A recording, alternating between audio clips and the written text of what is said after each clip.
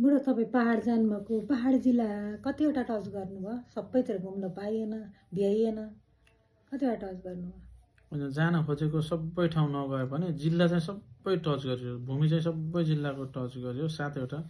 सुदूरपश्चिम प्रदेश 7 वटा जिल्ला टच यहाँबाट गर्यो 3 गते हिँड्नुभएको अनि 3 गते कहाँ बस्नुभयो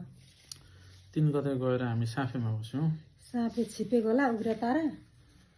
छिपे खोला त हो कि तर उग्रतारा होटल चाहिँ ध्रुवतारा होटल हो ध्रुवतारा ध्रुवतारा चाहिँ हो अनि 4 गते 4 गते बाजुराबाट फर्केर फेरि हामी साफेमै बस्यौँ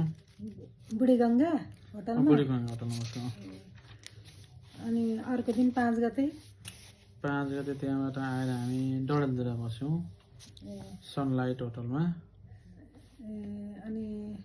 6 गते 6 गते डडेलधुराबाट हामी बजाङ बस्यौँ बजाङ कहाँ चैनपुर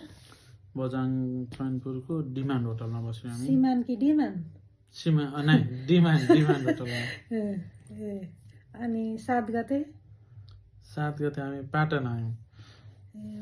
7 गते त के अरे तिलक दाईको बर्थडे थियो कि 8 गते हो कति गते हो होइन 7 गते राति हामी पाटनको आरजे प्लाजामा बस्यौँ 8 गते तिलक दाजुको बर्थडे थियो अनि तिलक दाजुको बर्थडेमा मन्दिर जानुपर्छ है भनेर हामी अनि मन्दिर पनि गयौँ उदयदेव मन्दिर होइन पाटनको उदयदेव मन्दिर हो राम्रो रहेछ मन्दिर मैले यो सुदूरपश्चिमका जिल्लाहरू धेरैचोटि भ्रमण गरेको छु तर यो उदयदेव मन्दिर जाने सायद जुरा रहन्छ तिलक दाजुको ठिक्क बर्थडे पनि पर्यो अनि त्यही बेलामा मन्दिर जानुपर्छ भनेर हामी दुवैजना गयौँ दाजुले पनि घुम्नु भएको रहेछ त्यो मन्दिर हेर्नु भएको रहेछ अनि साह्रै राम्रो एकचोटि हामी सबैले पुग्नै पर्ने मलाई त त्यो ठाउँ पनि राम्रो अनि भित्र मन्दिरको बनोट पनि साह्रै मन पर्यो मलाई चाहिँ सबैले जानुपर्ने ठाउँ एकचोटि नपुगेका साथीहरू त्यही बाटो हिँडेर जाँदा चाहिँ मन्दिरलाई चाहिँ तपाईँको क्रस गरेर नजाउँ है पसेरै जाउँ एकचोटि चाहिँ हेर्नै पर्ने मन्दिर रहेछ अनि के बाटाघाटाहरू बन्दै रहेछन् पहाडी बाटाहरू बाटाघाटा चौडा बनाउने क्रममा अलिकति डिस्टर्ब भएछ हामी 3 पटक जाममा 3 पटक पर्यौँ 3 पटक गरेर हामी करिब 8.5 घण्टा जाममा पर्यौँ अनि 8 गते हामी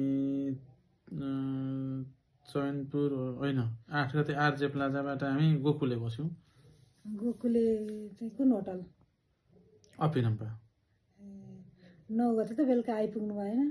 9 गते बेलुका 10:15 बजे 10:15 मा चाहिँ हो 10:15 एकचोटि मलाई पनि घुमाउनु लानु ल कस्तो छ पहाडको नि हामी त नानी घुमाउनु त लाने हो कि जाने हो तिमीलाई त्यो पाटनको मन्दिर पनि देखाउँछौ उदयदेव मन्दिर